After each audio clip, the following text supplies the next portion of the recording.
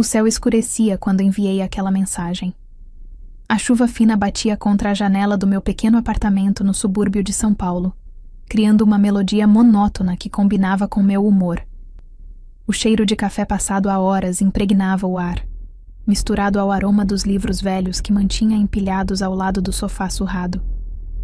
Encolhi-me sob meu cobertor desbotado, sentindo o tecido áspero contra minha pele, enquanto o vento assobiava pelas frestas da janela mal vedada. Eu havia sido demitida naquela manhã. 3 anos de dedicação a uma empresa que me descartou como se eu fosse invisível. Reestruturação, disseram. Mas eu sabia a verdade. Minha voz nunca era ouvida nas reuniões. Minhas ideias sempre atribuídas a outros. Meu trabalho sempre insuficiente para os olhos do novo gerente. Passei o dia inteiro alternando entre crises de choro e tentativas patéticas de atualizar meu currículo. O relógio marcava 19h43 quando meu celular vibrou. Era Júlia, minha única amiga no escritório. Amiga, sei que é difícil, mas ouvi que o André está procurando uma assistente para a distribuidora. Tenho o número dele. Interessada? Meus dedos tremeram sobre a tela. André era o nome do gerente de uma distribuidora de bebidas que funcionava no mesmo prédio da nossa empresa. Nunca havíamos conversado, mas o via ocasionalmente no elevador. Sempre elegante, reservado, com um olhar penetrante que me fazia desviar os olhos. Mesmo desesperada por um emprego, a ideia de me apresentar a alguém como ele me aterrorizava. Manda aí, respondi, engolindo o medo. Minutos depois, com o número em mãos, redigi uma mensagem formal, apresentando-me e mencionando a vaga. Rele 3 vezes, corrigindo cada vírgula, cada palavra. Queria parecer profissional, competente. Tudo o que meu ex-chefe dizia que eu não era. Apertei enviar e coloquei o celular de lado, voltando para meu currículo. O celular de minha avó repousava na estante ao lado das fotos dela. Havia falecido há 6 meses, mas eu não conseguia me desfazer daquele aparelho antigo. Era como manter um pedaço dela comigo. Cecília, ela sempre dizia, segurando meu rosto entre suas mãos enrugadas. Você tem a luz do sol nos cabelos e a força de um carvalho na alma. Nunca deixe que te convençam do contrário. Passei os dedos pelos meus fios loiros, quase brancos sob a luz fraca da lâmpada. Não me sentia forte como um carvalho agora. O relógio digital piscou 20h17 quando notei algo estranho. Minha mensagem mostrava apenas um tique. Não havia sido entregue. Verifiquei o número e gelei. O último dígito estava errado. Não tinha enviado para André da distribuidora, mas para um completo desconhecido. Tentei apagar a mensagem, mas era tarde demais. 2 tiques azuis apareceram na tela. Boa noite. Quem é você e como conseguiu este número? A resposta veio seca, direta. Sem apresentação, sem cordialidade. Tentei explicar o erro, mas antes que pudesse terminar de digitar, outra mensagem chegou. Não se move daí, meu coração disparou. Que tipo de resposta era aquela? Talvez fosse apenas alguém irritado com mensagens de estranhos. Tentei ligar para Júlia, mas ela não atendeu. Levantei-me para trancar a porta, algo que raramente fazia naquele bairro pacato, quando vi pelas frestas da persiana. Um carro preto, grande e reluzente, estacionou em frente ao meu prédio. Depois outro, e mais outro. Em questos de minutos, 4 veículos idênticos bloqueavam a rua estreita. Homens de terno saíram dos carros como sombras materializadas, todos olhando para o meu prédio. O interfone tocou, estridente como um alarme de incêndio. Recuei até a parede, como se pudesse me fundir a ela e desaparecer. Não podia ser coincidência. Algo na mensagem, no número errado. Minha mente corria em círculos buscando explicações enquanto o interfone continuava a gritar no silêncio do apartamento. Lembrei-me das histórias que minha avó contava sobre sua juventude durante a ditadura. Como ela precisou fugir uma vez, como o silêncio e a inteligência a salvaram quando a força não poderia. O pequeno colar de prata que ela me deixou, um símbolo de resistência, parecia queimar contra minha pele sob a blusa. O interfone parou. Por um instante, pensei que talvez tivessem desistido. Então ouvi passos no corredor. Passos firmes, decididos, subindo as escadas. Não para o 2º andar, onde morava a família Silva, não para o terceiro, onde vivia o casal de idosos. Os passos continuaram, cada vez mais próximos, até pararem exatamente na minha porta. 3 batidas secas, precisas. Senhorita Santos, uma voz grave, controlada, atravessou a madeira da porta como se ela não existisse. Como ele sabia meu sobrenome, nunca o mencionei na mensagem. Não me movi, não respirei. Sabemos que está aí dentro. Abra a porta. Meus joelhos cederam e caí sentada no chão gelado. O celular ainda na mão mostrava novas mensagens do mesmo número. Não há para onde fugir. Não me faça derrubar sua porta. Podia ser um assaltante? Um sequestrador? Mas assaltantes não chegavam em comboio de carros pretos. Não sabiam seu nome sem que você o tivesse mencionado. A voz voltou. Mais baixa agora. Quase um sussurro. Abra, ou as consequências serão piores. Eu não sabia que tipo de pessoa recebia aquele tipo de ameaça. Que tipo de vida levava quem atraía homens em ternos escuros e carros pretos. Mas estava prestes a descobrir. Com as pernas bambas, levantei-me e caminhei até a porta. Cada passo ecoando como um pêndulo marcando os segundos finais de minha antiga vida. Meus dedos tremiam tanto que mal consegui girar a chave. Quando finalmente abri, ele estava lá. Alto, cabelos negros perfeitamente alinhados, maxilar definido e olhos que pareciam 2 obsidianas. Não eram os olhos de um homem comum. Eram olhos que haviam visto e causado sofrimento. Vestia um terno impecável, que certamente custava mais que 3 meses do meu aluguel. Atrás dele, 2 homens igualmente bem vestidos mantinham as mãos dentro dos paletós, em uma postura que não deixava dúvidas sobre o que escondiam ali. Cecília Santos? Perguntou, seus olhos percorrendo cada centímetro do meu rosto, como se procurassem sinais de mentira antes mesmo que eu falasse. Sim, gaguejei, agarrando o batente da porta como se aquilo pudesse me proteger. Um sorriso mínimo curvou o canto de seus lábios, um gesto que não alcançou seus olhos. Você sabe quem eu sou? Balancei a cabeça negativamente, incapaz de formar palavras. Interessante, ele murmurou, mais para si mesmo que para mim. Então deu um passo à frente, invadindo meu espaço pessoal e meu apartamento ao mesmo tempo.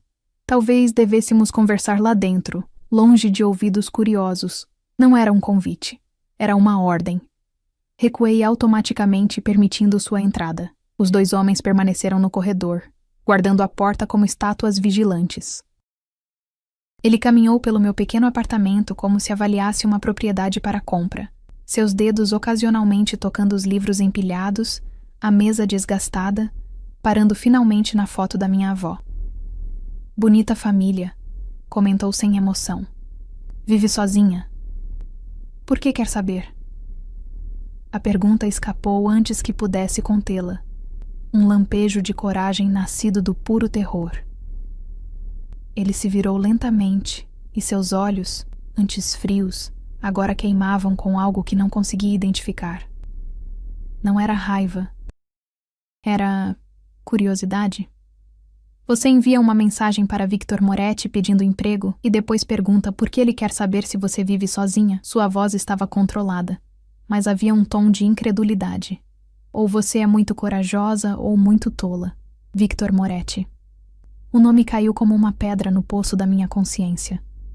Mesmo vivendo uma vida simples e alheia aos círculos de poder da cidade, eu conhecia aquele nome. Todos conheciam. O empresário cuja fortuna ninguém questionava a origem. O homem cujo nome era sussurrado nos noticiários quando corpos apareciam no Tietê. O chefe da maior organização criminosa de São Paulo, e eu havia acabado de pedir emprego a ele por engano. Meu rosto deve ter revelado meu horror, pois ele riu. Uma risada genuína, surpreendentemente agradável. Agora entendo, disse, seus olhos brilhando com diversão. Foi um engano. Ele tirou o celular do bolso, mostrando-me minha própria mensagem. Você queria falar com outro André. Assente, sem conseguir formular palavras. E ainda assim, ele guardou o celular e deu um passo em minha direção, fazendo-me recuar até sentir a parede fria contra minhas costas. Como conseguiu este número? É um número privado, senhorita Santos. Muito privado. Minha amiga... Engasguei com as palavras. Júlia. Ela me deu o número de um tal de André, da distribuidora do prédio onde eu trabalhava. Acho que ela anotou errado. Seu olhar se intensificou, como se tentasse extrair a verdade diretamente da minha alma.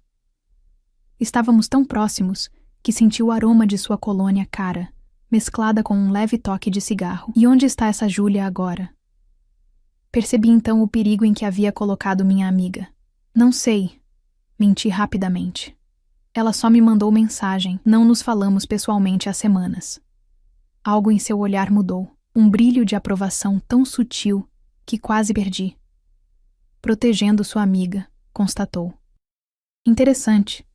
O silêncio que se seguiu parecia vivo, pulsante. Lá fora, a chuva engrossara, batendo furiosamente contra a janela. Dentro do apartamento, duas realidades completamente diferentes colidiam. A minha, de uma mulher comum que acabara de perder o emprego, e a dele, um mundo de poder e perigo que eu só conhecia através de manchetes de jornal. O que vai fazer comigo? Sussurrei finalmente, meus dedos inconscientemente procurando o colar de prata sob minha blusa. Victor Moretti notou o gesto e seu olhar desceu para meu pescoço, para o contorno do pingente sob o tecido. Isso depende, respondeu, sua voz estranhamente suave agora. De quem você realmente é, Cecília Santos. Victor Moretti continuou me observando, seus olhos escuros penetrantes como se pudessem ler cada pensamento que passava pela minha mente aterrorizada. O silêncio entre nós era denso, carregado de possibilidades sombrias. Lá fora, a tempestade intensificava-se, os trovões ocasionais ecoando como presságios. Sente-se, ordenou, apontando para o sofá desgastado. Não era um pedido. Obedeci imediatamente, minhas pernas trêmulas agradecendo pelo apoio. Ele permaneceu em pé, dominando o pequeno espaço da sala com sua presença. Seu apartamento, comentou, olhando ao redor com uma expressão que misturava curiosidade e algo semelhante a desdém. É exatamente o que eu esperaria de uma pessoa comum. Livros demais, conforto de menos. Não respondi. Qualquer palavra parecia um risco quando não se sabe as regras do jogo. Ele continuou seu exame pelo ambiente, parando novamente na fotografia da minha avó. Quem é ela? Perguntou pegando o porta-retrato. Minha avó, respondi, a voz quase inaudível. Ela faleceu há 6 meses. E esse colar que você está tocando? Meus dedos congelaram sobre o pingente de prata. Era um pequeno símbolo celta que representava força e proteção. Minha avó o havia usado durante toda a sua vida adulta, desde os tempos da ditadura, quando precisou esconder dissidentes políticos na casa de campo da família. Foi dela, admiti. Uma herança. Victor assentiu, como se confirmasse algo para si mesmo. Colocou o porta-retrato de volta e, para minha surpresa, sentou-se na poltrona em frente ao sofá, cruzando as pernas em um gesto elegante. Sabe por que estou aqui pessoalmente, Cecília? Perguntou, seu tom quase conversacional. Balancei a cabeça negativamente. Porque nos últimos 3 meses, 3 tentativas foram feitas para se infiltrar na minha organização. Ele falava como quem discute o clima, mas seus olhos permaneciam alertas, observando cada microexpressão em meu rosto. 2 dessas pessoas não vivem mais para contar a história. A terceira, ele sorriu, um gesto frio que não alcançou seus olhos. Digamos que ele vai passar muito tempo se recuperando. Um calafrio percorreu minha espinha. A ameaça implícita era clara como água. Eu juro que foi um engano, sussurrei, sentindo lágrimas se formarem. Eu nem sabia quem você era até agora. Todo mundo em São Paulo sabe quem eu sou, rebateu, inclinando-se para a frente. É por isso que achei tão intrigante receber uma mensagem tão direta no meu número pessoal. Especialmente de uma mulher que, pelo que meus homens rapidamente descobriram, foi demitida hoje de um trabalho medíocre e vive sozinha desde a morte da avó. Meu sangue gelou. Como ele sabia sobre minha demissão? Quantas informações tinham conseguido sobre mim em tão pouco tempo? E então venho até aqui, esperando encontrar alguma espiã amadora, e o que encontro? Seu olhar percorreu meu corpo trêmulo, meu rosto lavado pelas lágrimas, meus cabelos loiros desalinhados, uma jovem assustada que parece tão perigosa quanto um filhote abandonado na chuva. Não sabia se deveria me sentir aliviada ou ofendida pela comparação. Tentei enxugar as lágrimas discretamente, um resquício de dignidade em meio ao pavor. O que vai fazer comigo? Repeti a pergunta anterior, desta vez com a voz um pouco mais firme. Victor Moretti recostou-se na poltrona, estudando-me como quem contempla um quebra-cabeça interessante. Ainda não decidi, respondeu com sinceridade perturbadora. Por um lado, sua história parece verossímil. Por outro, ele tirou do bolso um telefone diferente do anterior e deslizou o dedo pela tela. Júlia Mendes, 27 anos, sua única amiga no escritório da construtora Alvorada. Mora no Itaim Bibi com o namorado Lucas.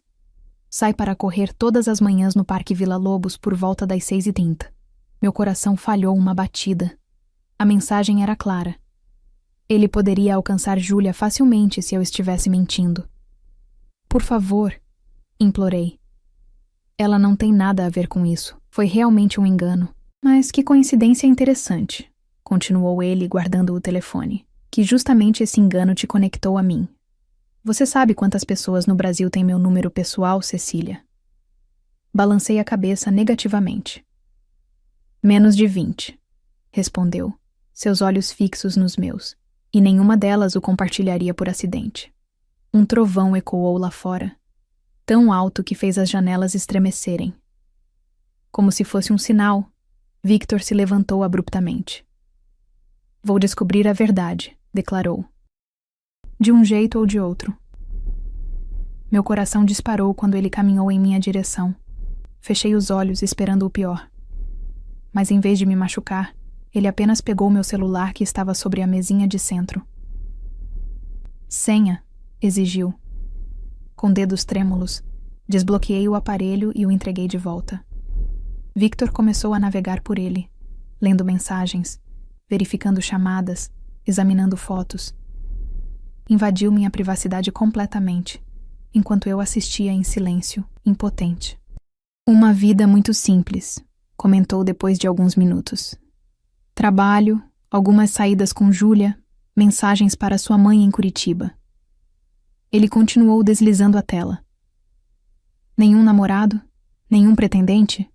Corei involuntariamente, constrangida pela pergunta e pela invasão. Não tenho tempo para isso, murmurei. Ele ergueu uma sobrancelha, incrédulo. Todo mundo tem tempo para isso. Nem todo mundo tem sua confiança. Respondi antes que pudesse me conter. Um silêncio tenso seguiu minhas palavras. Eu havia falado demais, deixado escapar um vislumbre do que me assombrava. Victor pareceu perceber, pois seus olhos mudaram, adquirindo um brilho de compreensão. Alguém quebrou sua confiança, afirmou, não como pergunta. Recentemente. Lembranças indesejadas invadiram minha mente. Ricardo, meu ex-namorado e ex-colega de trabalho.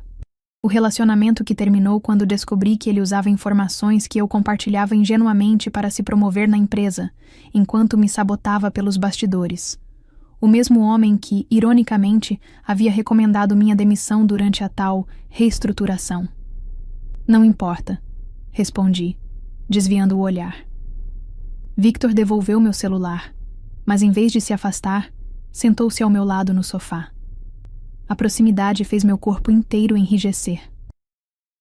Sabe o que fazemos com traidores no meu mundo, Cecília? Perguntou. Sua voz perigosamente suave. Engoli em seco, incapaz de responder. Não os demitimos, continuou. Não permitimos que saiam livres para prejudicar outros. Nós os eliminamos. Não consegui evitar o tremor que percorreu meu corpo. Ele notou e, surpreendentemente, riu. Estou assustando você. Perdão, disse, sem parecer realmente arrependido. Mas a questão permanece. O que fazer com você? Nesse momento, um dos homens de terno bateu na porta entreaberta e entrou após um breve aceno de Victor. Aproximou-se e sussurrou algo em seu ouvido. O rosto do chefe da máfia permaneceu impassível, mas um músculo em sua mandíbula contraiu-se ligeiramente. "Tem certeza?" perguntou ao subordinado, que assentiu gravemente. Victor voltou sua atenção para mim, seu olhar agora carregado de algo novo, uma intensidade calculista que me fez recuar instintivamente. "Parece que temos um desenvolvimento interessante", disse ele, levantando-se. "Acabamos de descobrir que seu ex-namorado, Ricardo Menezes, trabalha para a construtora Alvorada há 5 anos. A mesma construtora que, coincidentemente, está tentando comprar um terreno que me pertence no centro da cidade. Um terreno que eles não sabem que é meu, porque está registrado sob uma empresa de fachada." Meu estômago afundou. Ricardo? Envolvido com Victor Moretti sem saber? Isso não fazia sentido. Eu não sabia. Murmurei, genuinamente confusa. Juro que não sabia de nada disso. "Talvez", concedeu Victor, seu tom agora frio e profissional. "Ou talvez você seja uma atriz melhor do que parece." Ele caminhou até a janela, afastando levemente a cortina para observar a rua abaixo, onde seus carros pretos ainda aguardavam. A chuva havia diminuído para uma garoa fina. "Há 2 possibilidades aqui", disse sem se virar. "Ou você é uma pessoa comum que teve o azar de enviar uma mensagem para o número errado, ou você é parte de uma elaborada tentativa de se aproximar de mim para obter informações." Virou-se para me encarar, seu rosto agora uma máscara impenetrável. "De qualquer forma, você agora representa um problema para mim." O pânico tomou conta de mim. "Por favor", implorei, levantando-me também. "Eu juro que não sei de nada. Nunca mais falarei sobre isso. Pode verificar tudo sobre mim. Não tenho nada a esconder." Victor observou minha súplica com uma expressão ilegível. Então, inesperadamente, seu celular tocou. Ele atendeu sem desviar os olhos de mim. "Fale", ordenou a pessoa do outro lado. Ouviu por alguns instantes, seu rosto endurecendo a cada segundo. "Entendo. Mantenha-o sob vigilância. Não faça nada até minha ordem." Quando desligou, seus olhos haviam adquirido um brilho perigoso. "Parece que a construtora Alvorada contratou seguranças particulares hoje. Ex-policiais conhecidos por seus métodos pouco ortodoxos." Ele deu um passo em minha direção. "No mesmo dia em que você, uma funcionária recém-demitida, consegue meu número por acidente." "Não tenho nada a ver com isso", exclamei, o desespero evidente em minha voz. "Fui demitida. Por que ajudaria eles?" "Talvez para se vingar do ex-namorado? Ou talvez eles te ofereceram um bom dinheiro para fazer o trabalho sujo?" Lágrimas de frustração começaram a escorrer pelo meu rosto. "Eu nem sabia que você existia até hoje. Como poderia estar conspirando contra você?" Victor me estudou por um longo momento, seu rosto impassível. Então, para minha surpresa, ele suspirou e passou a mão pelos cabelos perfeitamente alinhados, um gesto surpreendentemente humano. "Há uma maneira de resolver isso", disse finalmente. "Você vem comigo." "O quê?" "Se você é inocente, como afirma, então não tem nada a temer. Vou mantê-la sob minha supervisão até descobrir a verdade. Se estiver mentindo..." Ele deixou a ameaça no ar. "Não posso simplesmente desaparecer", protestei. "Tenho família, amigos que vão sentir minha falta. Sua mãe mora em Curitiba e vocês se falam uma vez por semana, segundo seu histórico de chamadas. Sua única amiga é Júlia, que facilmente acreditará se você disser que precisou viajar para ver sua mãe." Percebi então o quanto estava vulnerável. Não apenas fisicamente, mas socialmente. Minha vida solitária, que antes parecia apenas triste, agora revelava-se perigosa. Poucos notariam meu desaparecimento imediatamente. "E se eu me recusar?" perguntei, um último resquício de resistência. Victor sorriu, um sorriso que não alcançou seus olhos. "Você não vai." Naquele momento, percebi que ele estava certo. Não tinha escolha. Se fugisse, seria caçada. Se resistisse, seria forçada. E se tentasse alertar alguém, colocaria essa pessoa em perigo. "Posso ao menos pegar algumas coisas?" perguntei, resignada. Ele assentiu. 5 minutos. Um dos meus homens vai acompanhá-la." Sob o olhar vigilante do segurança, reuni algumas peças de roupa. itens de higiene pessoal, meu carregador de celular e, discretamente, o porta-retrato com a foto da minha avó. Quando passei os dedos por seu rosto sorridente, uma estranha calma me invadiu. Ela havia sobrevivido a tempos sombrios, enfrentado perigos maiores que este. O colar de prata em meu pescoço parecia aquecer contra minha pele, como se me lembrasse de sua força. Quando retornei à sala, Victor me esperava com uma expressão ilegível. Lá fora, a tempestade havia cessado completamente, deixando apenas o cheiro de asfalto molhado que entrava pela janela entreaberta. Um presságio, talvez, a calmaria que precede a verdadeira tempestade. Pronta? Perguntou ele. Assenti em silêncio, agarrando minha pequena mochila como se fosse um escudo. Enquanto caminhávamos para a porta, tive a nítida sensação de estar deixando para trás não apenas meu apartamento, mas toda a minha antiga vida. A descida pelo elevador foi silenciosa, sufocante. Victor Moretti permanecia ao meu lado, sua presença dominando o pequeno espaço metálico. Os dois seguranças nos flanqueavam, estátuas vivas de músculos e ameaças implícitas. Meus dedos apertavam a alça da mochila com tanta força que os nós dos dedos embranqueceram, como se aquela bolsa fosse minha última conexão com a normalidade. O hall de entrada do prédio nunca pareceu tão pequeno quanto naquele momento. Dona Isabel, a síndica idosa que sempre me cumprimentava com um sorriso caloroso, estava no saguão, regando as plantas artificiais como fazia todas as noites, um ritual desnecessário que ninguém tinha coragem de questionar. Seus olhos se arregalaram ao ver nossa comitiva estranha. "Cecília, querida, está tudo bem?" perguntou, seu olhar alternando entre mim e os homens de terno. Antes que pudesse responder, senti a mão de Victor pousar levemente em minhas costas.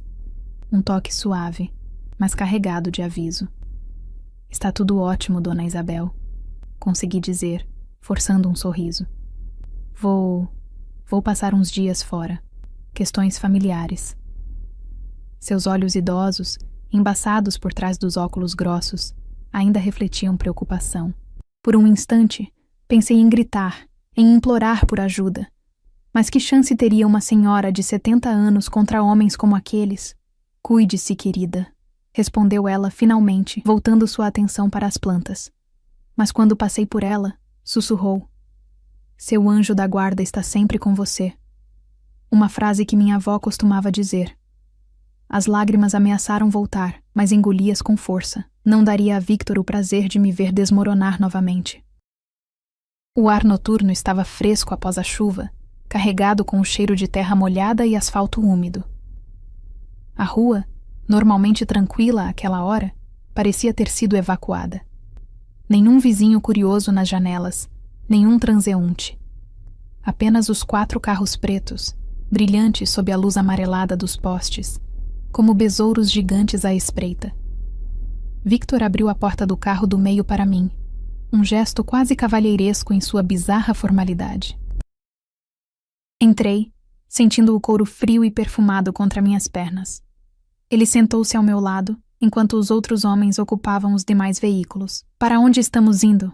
perguntei quando o motorista, outro homem de terno, este com uma cicatriz fina que cortava sua sobrancelha esquerda, ligou o motor. "Para um lugar seguro", respondeu Victor vagamente, seus olhos fixos na tela do celular, respondendo mensagens rapidamente. "Onde poderemos esclarecer esta situação?" O carro deslizou pela cidade como um fantasma, silencioso e imponente. Observei as ruas familiares transformarem-se em avenidas mais largas, depois em vias expressas. Estávamos nos afastando do centro, dirigindo-nos para a zona sul.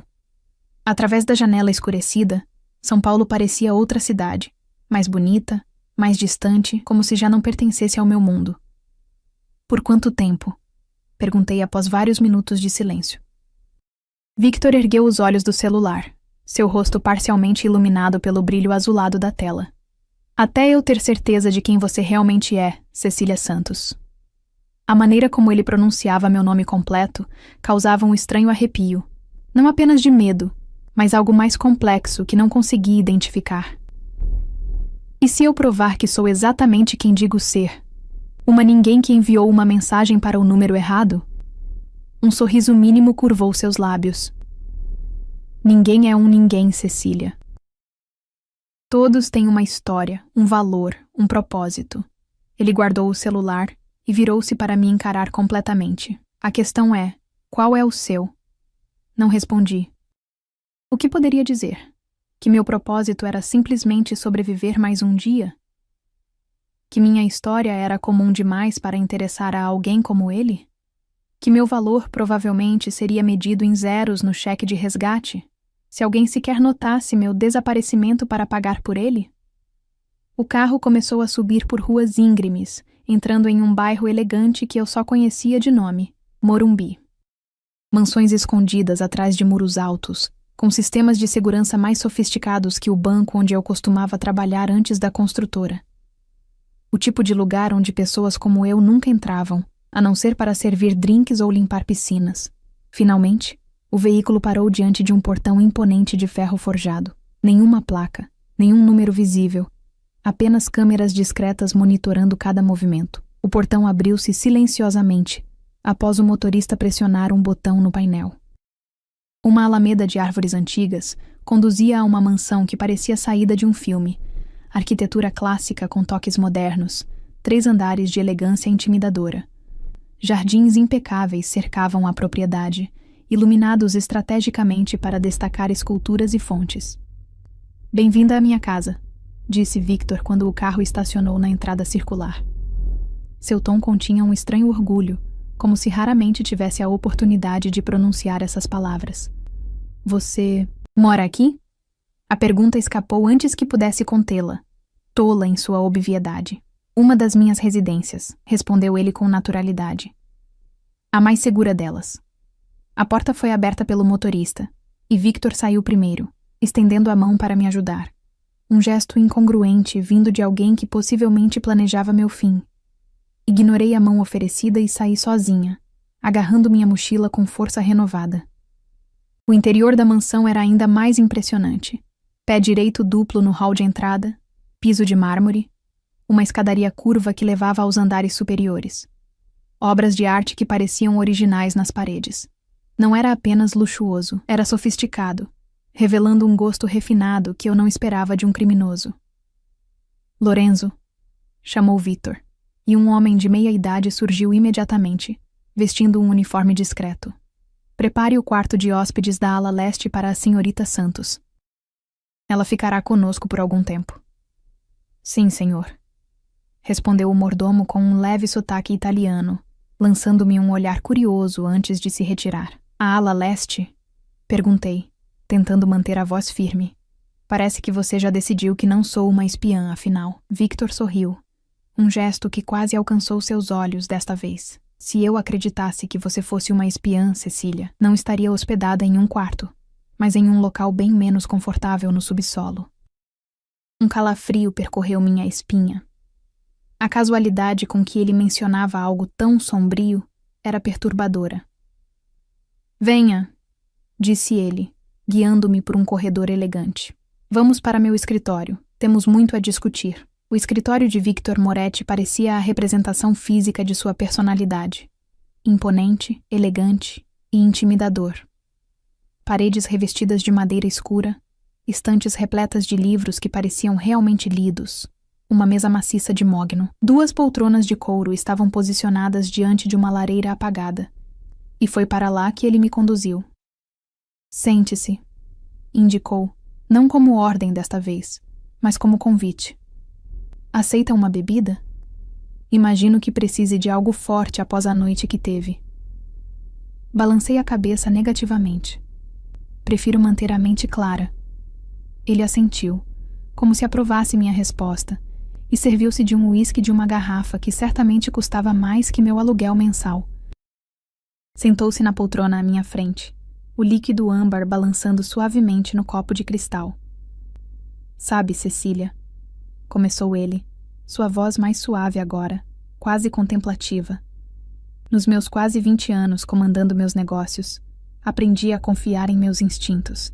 Eles raramente me decepcionam." Aguardei, tensa, enquanto ele tomava um pequeno gole da bebida. "E meus instintos me dizem coisas contraditórias sobre você."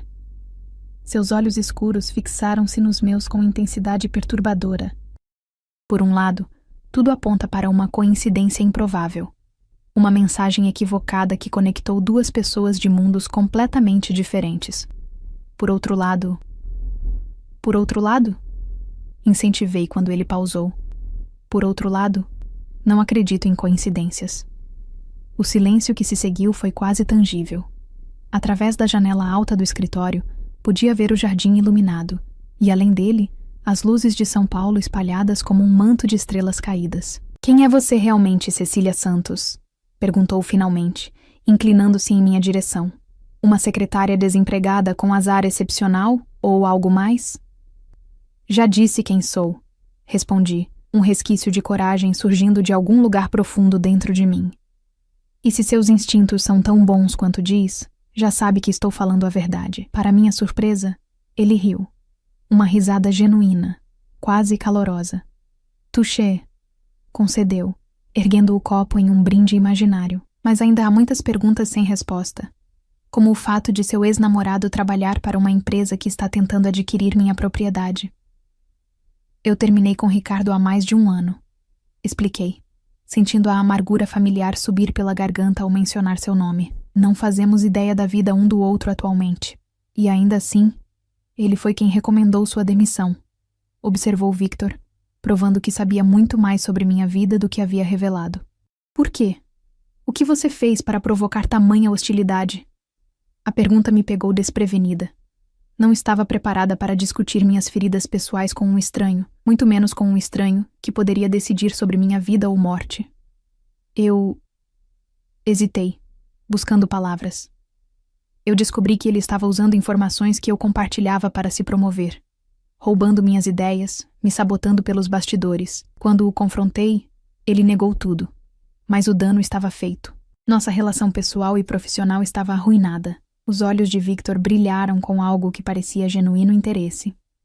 "E mesmo assim, você protegeu sua amiga Júlia quando pensou que eu poderia prejudicá-la, apesar de já ter sido traída antes." Não era uma pergunta, mas respondi mesmo assim. "Júlia nunca me fez mal. Não julgo todas as pessoas pelas ações de uma. Uma filosofia perigosa no meu mundo", comentou ele, terminando sua bebida em um único gole. "No meu mundo, Cecília, presumimos o pior das pessoas. É mais seguro assim. E mais solitário também, imagino." As palavras escaparam antes que pudesse contê-las. O rosto de Victor endureceu por um instante, e temi ter ido longe demais. Mas então, seu semblante relaxou, e vi algo novo em seus olhos, uma vulnerabilidade momentânea, rapidamente mascarada. "A solidão é um preço pequeno pela sobrevivência", respondeu finalmente.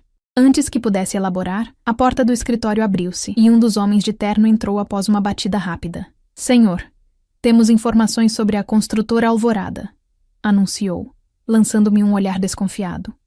Victor levantou-se. "Continue monitorando a situação. Estarei lá em 1 minuto." Quando estávamos sozinhos novamente, ele se virou para mim. "Descanse um pouco.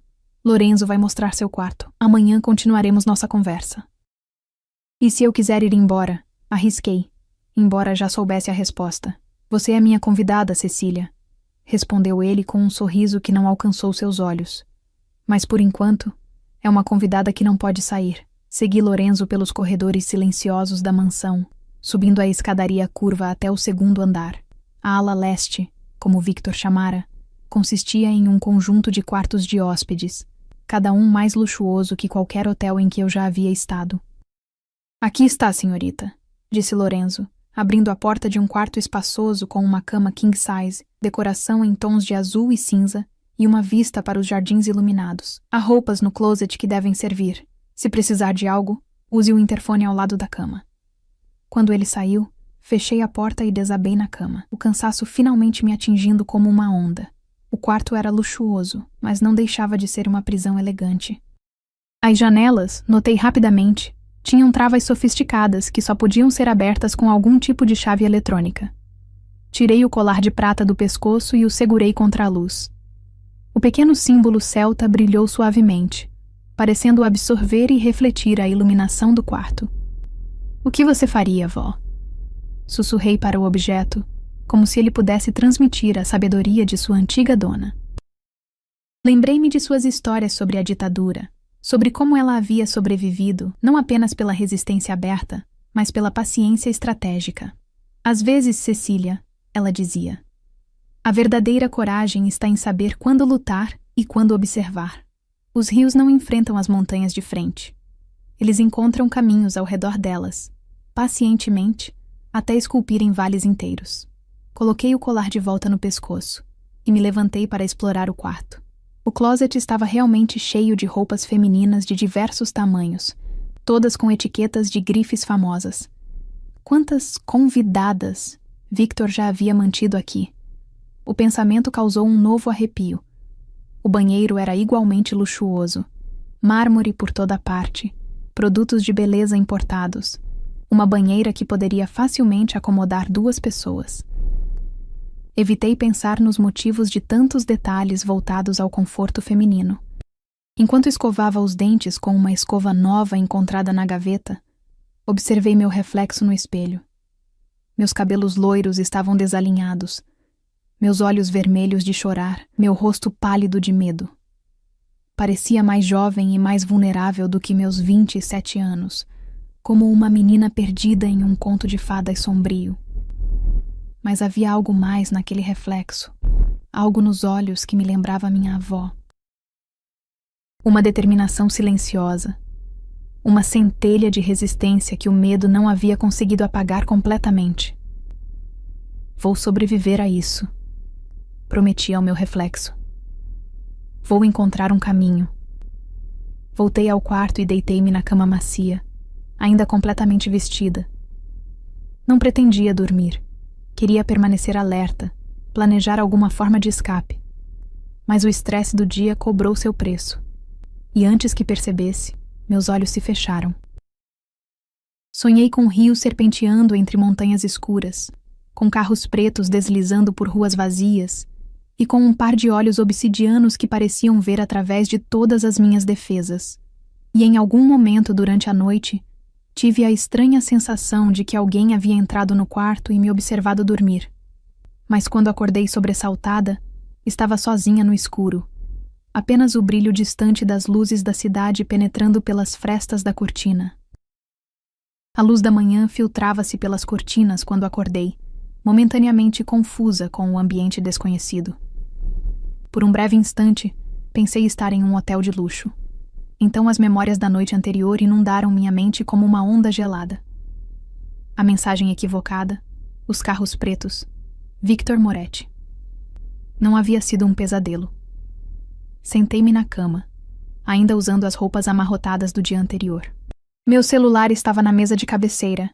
Uma surpresa, já que esperava que Victor o tivesse confiscado. Quando o verifiquei, descobri o motivo. Sem sinal, sem internet. Um aparelho inútil, mantido comigo apenas como lembrança cruel da normalidade perdida. Uma batida suave na porta anunciou a chegada de uma mulher de meia-idade vestindo um uniforme discreto, carregando uma bandeja. "Bom dia, senhorita Santos", cumprimentou com um leve sotaque que não consegui identificar. O senhor Moretti pediu que lhe trouxesse o café da manhã. Há roupas limpas no banheiro, e quando estiver pronta, ele a aguarda no terraço. Agradeci mecanicamente, incapaz de recusar aquela gentileza forçada. A bandeja continha frutas frescas, pães artesanais, queijos importados. Um café da manhã digno de um hotel 5 estrelas. Meu estômago roncou traindo a fome que eu não queria admitir sentir. Após comer o suficiente para silenciar a fome e tomar um banho rápido, vesti as roupas deixadas para mim. Calça jeans de grife e uma blusa de seda azul clara, que combinava perfeitamente com meus olhos. O fato de que alguém havia escolhido roupas que me cairiam bem era perturbador. Prendi meus cabelos loiros em um rabo de cavalo simples, recusando-me a fazer qualquer esforço adicional para parecer apresentável. Não era uma convidada, afinal. Era uma prisioneira. Segui pelo corredor guiada por Lorenzo até uma escadaria lateral que levava até um terraço amplo com vista para os jardins da mansão, e além deles, para a cidade de São Paulo que se estendia até o horizonte. O contraste era impressionante. O paraíso cultivado da propriedade contra o caos urbano da metrópole. 2 mundos coexistindo lado a lado, mas completamente separados. Victor estava sentado a uma mesa elegantemente posta para o café da manhã, vestindo calças escuras e uma camisa branca com as mangas dobradas até os cotovelos, revelando antebraços fortes e um relógio que certamente custava mais que um carro popular. Parecia mais jovem assim, menos intimidador que na noite anterior, embora a aura de poder ainda emanasse dele como um campo magnético. "Bom dia, Cecília", cumprimentou, levantando-se quando me aproximei. "Espero que tenha conseguido descansar." "Tanto quanto alguém pode descansar em cativeiro", respondi, decidida a não demonstrar medo. Ele sorriu, aparentemente apreciando minha pequena rebeldia. "Por favor, sente-se. Café?" Aceitei a xícara oferecida, principalmente para ter algo para fazer com as mãos inquietas. O aroma rico do café importado preencheu meus sentidos. "Tivemos uma noite produtiva", disse ele após um momento de silêncio. "Meus homens descobriram algumas informações interessantes sobre a construtora Alvorada e seu ex-namorado, Ricardo Menezes." Mantive a expressão neutra, embora meu coração tenha acelerado. "E isso importa porque confirma parte da sua história", respondeu ele, seus olhos fixos nos meus. "Ricardo realmente recomendou sua demissão durante a reestruturação da empresa. E realmente está envolvido em uma operação para adquirir propriedades no centro, incluindo uma que me pertence." "Então você acredita em mim agora? Que foi um engano?" Victor tomou um gole de seu café, estudando-me por cima da borda da xícara. "Digamos que estou inclinado a acreditar, mas ainda há questões sem resposta." "Como qual?" "Como seu número de telefone, ou melhor, o de sua amiga Júlia, ter apenas um dígito de diferença do meu número pessoal. Uma coincidência estatisticamente improvável. Não havia pensado nisso. Era realmente estranho. Talvez seja apenas isso. Uma coincidência improvável." "Ou talvez", continuou ele, colocando a xícara na mesa com precisão calculada, "alguém na construtora Alvorada tenha informações sobre meu número. Informações que não deveriam ter." Um arrepio percorreu minha espinha. "Está sugerindo que há um traidor entre seus homens?" Victor ergueu uma sobrancelha, surpreso com minha rápida dedução. "É uma possibilidade que não posso ignorar." "E o que isso tem a ver comigo?" "Talvez nada. Ou talvez você seja um peão involuntário em um jogo muito maior." A realização me atingiu como um raio. "Você acha que alguém me usou para chegar até você? Que Júlia..." A ideia era absurda. "Júlia, minha amiga há anos, parte de uma conspiração?" "Não necessariamente Júlia", esclareceu ele. "Mas talvez alguém tenha dado a ela esse número propositalmente, sabendo que ela o passaria para você." "E por que fariam isso?" Victor se recostou na cadeira, seus olhos nunca deixando os meus. "Porque, diferentemente da maioria das pessoas que entram em contato comigo, você conseguiu algo raro, minha presença pessoal. Eu mesmo fui até seu apartamento em vez de enviar apenas meus homens." Lembrei-me então de como ele havia parecido intrigado com minha mensagem, como havia decidido me visitar pessoalmente. "Por quê?" "Porque você veio." Um sorriso enigmático curvou seus lábios. Curiosidade, talvez. Ou instinto. Como disse, aprendi a confiar nos meus instintos. Nosso diálogo foi interrompido pela chegada de um dos homens de terno, o mesmo da noite anterior, com rosto impassível e postura militar. "Senhor, eles chegaram", anunciou. Victor assentiu. "Traga-os ao escritório." Voltou-se para mim. "Parece que teremos companhia para nossa pequena investigação." Seguimos pelo interior da mansão até o escritório que eu já conhecia da noite anterior. Quando entramos, 2 pessoas já nos aguardavam lá. Júlia, pálida e visivelmente assustada, e um homem que reconheci imediatamente, Ricardo. "Cecília?" exclamou Júlia ao me ver, seus olhos arregalados de preocupação. "Você está bem? Esses homens invadiram meu apartamento de manhã e..." "Silêncio!" ordenou Victor, sua voz cortando o ar como uma lâmina. "Todos sentados." Obedecemos imediatamente. Júlia tremia visivelmente, enquanto Ricardo mantinha uma expressão estranhamente composta, quase calculista. Reconheci aquele olhar. Era o mesmo que ele exibia nas reuniões da empresa quando planejava alguma jogada política. Senhoras e senhores, começou Victor, permanecendo em pé diante de sua mesa imponente. Estamos aqui para resolver um pequeno mistério, como o número do meu telefone pessoal acabou nas mãos da senhorita Santos. Júlia parecia genuinamente confusa. Eu não entendo. Apenas passei o número do André para a Cecília, para a vaga na distribuidora. E de onde você tirou esse número, senhorita Mendes? Perguntou Victor, sua voz perigosamente suave. Ela hesitou, lançando um olhar rápido para Ricardo. Bem, o Ricardo me deu. Disse que conhecia o André e que ele estava procurando uma assistente. Todos os olhares se voltaram para Ricardo, que permanecia estranhamente calmo. Algo não estava certo. O Ricardo que eu conhecia estaria tão apavorado quanto Júlia diante de Victor Moretti. Senhor Menezes, Victor dirigiu-se a ele diretamente.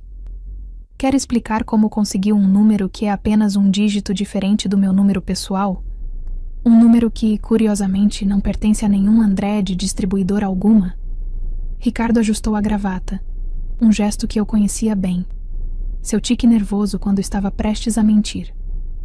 Foi um engano, obviamente. Anotei o número errado. Um engano, repetiu Victor, sua voz carregada de incredulidade. Assim como foi um engano a construtora Alvorada tentar comprar minha propriedade no centro? Assim como foi um engano contratar ex-policiais conhecidos por métodos violentos ontem à tarde? O rosto de Ricardo empalideceu ligeiramente, mas ele manteve a compostura. Não sei do que está falando. Sou apenas um gerente de médio escalão. Não tomo essas decisões. Algo na postura de Ricardo, na maneira como evitava olhar diretamente para mim, acendeu uma luz em minha mente. Lembrei-me de suas pequenas traições, de como ele sempre parecia saber exatamente o que fazer para avançar na empresa. Sempre um passo à frente, sempre com informações que ninguém mais tinha. Você sabia? Murmurei, a compreensão me atingindo como uma onda. Você sabia quem era o proprietário daquele terreno? Victor virou-se para mim, interessado. Continue, Cecília. Ricardo sempre teve um talento para descobrir informações privilegiadas, expliquei. As peças do quebra-cabeça finalmente se encaixando. Na empresa, ele sempre sabia antes de todos sobre promoções, demissões, aquisições, sempre um passo à frente. Isso é ridículo, protestou Ricardo, mas sua voz traiu um tremor sutil. Não é. Continuei, encarando-o diretamente. Você descobriu que o terreno pertencia a Victor Moretti, não é?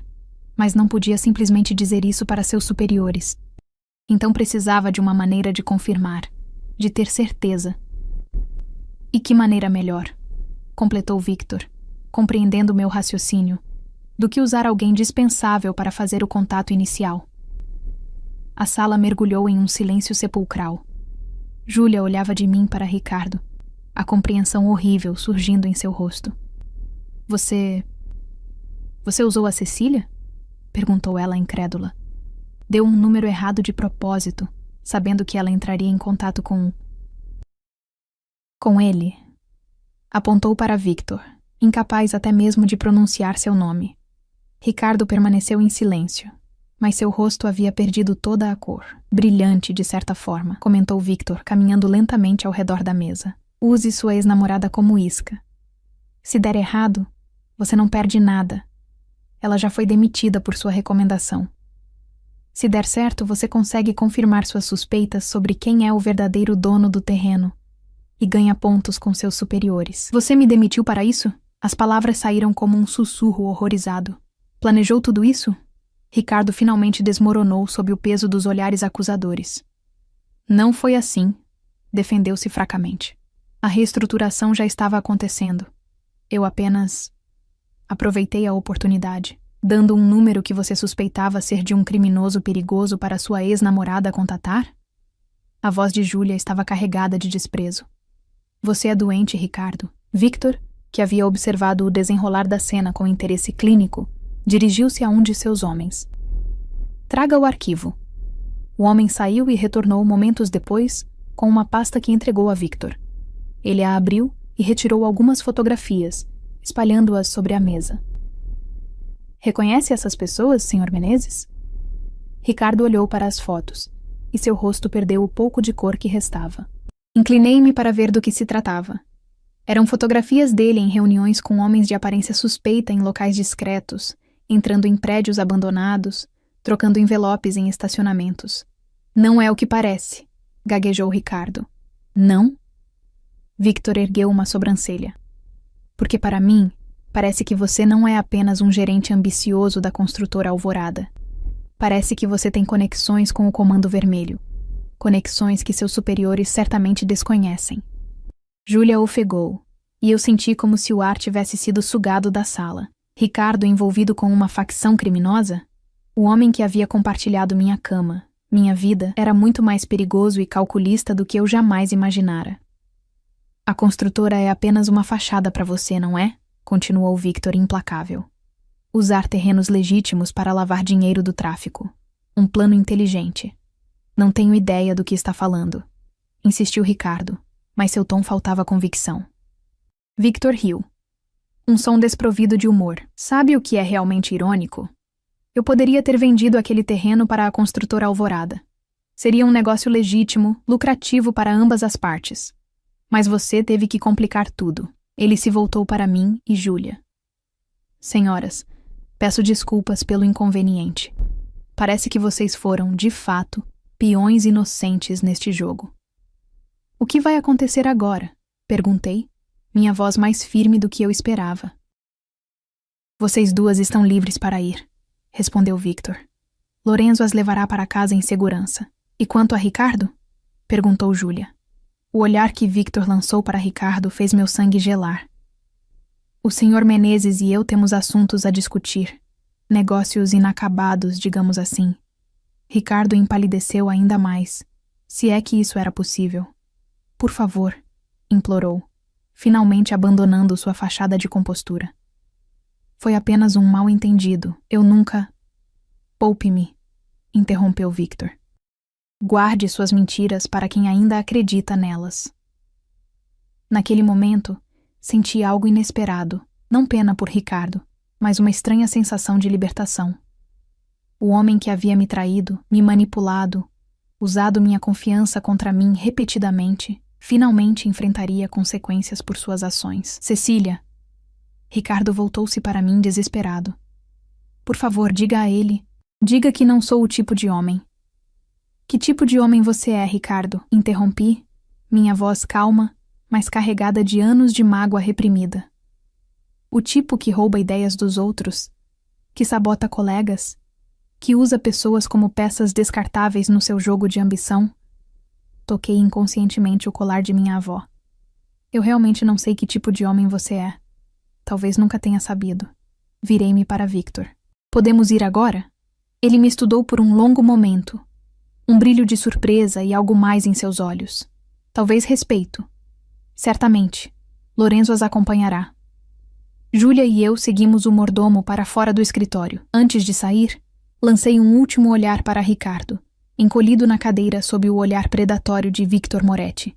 Nossos olhares se cruzaram por um breve instante, e vi nele algo que nunca havia visto antes. Medo genuíno. E talvez arrependimento. Fechei a porta atrás de mim sem olhar para trás. Lorenzo nos conduziu até a saída da mansão, onde um carro, desta vez um sedã discreto, não os carros pretos ameaçadores da noite anterior, nos aguardava. Antes de entrarmos, porém, uma voz chamou o meu nome. Cecília. Um momento. Victor Moretti caminhava em nossa direção pelo hall de entrada, seu passo decidido ecoando no mármore polido. Júlia enrijeceu ao meu lado, mas fiz um gesto tranquilizador. Estranhamente, não sentia mais medo dele. Sim, respondi quando ele se aproximou. Gostaria de falar com você em particular, se possível. Júlia me lançou um olhar preocupado, mas assenti. Está tudo bem, Júlia. Espere no carro. Quando estávamos sozinhos, Victor me estendeu um cartão elegante com apenas um número de telefone impresso. O que é isso? Perguntei sem pegá-lo. Meu número real, respondeu ele. Não o que você ligou por engano, mas um que apenas algumas pessoas no mundo possuem. Olhei para o cartão, confusa. Por quê? Porque pessoas como você são raras, Cecília Santos. Sua voz havia perdido o tom frio e calculista, soando quase humana.